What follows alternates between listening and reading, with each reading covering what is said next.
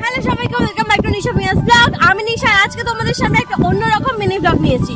অন্যরকম mini blog বলতে কালকেরই ছিল রেমাল ঝড়। আর রেমাল ঝড়ে তোমাদের ওখানে কি কি ক্ষতি করছে সেটা তো আমি জানি না, তবে আমাদের এখানে রেমাল ঝড় কি কি করেছে চলো সেটাই আজকে তোমাদের দেখাই। গত 26 তারিখ রেমাল ঝড় হয়েছে এবং আজ হচ্ছে 27 তারিখ এবং আমাদের এখানে কিন্তু এখনো পর্যন্ত কারেন্ট নেই। এখানে যে মাঠগুলো দেখছো কিছুদিন আগে এগুলো সব শুকনো ছিল, এখানেই আমি আমার চ্যালেঞ্জিং ভিডিওগুলো শুট করতাম। বাট এখন দেখতে পাচ্ছ পুরো বৃষ্টিতে পুরো ভিজে গিয়েছে।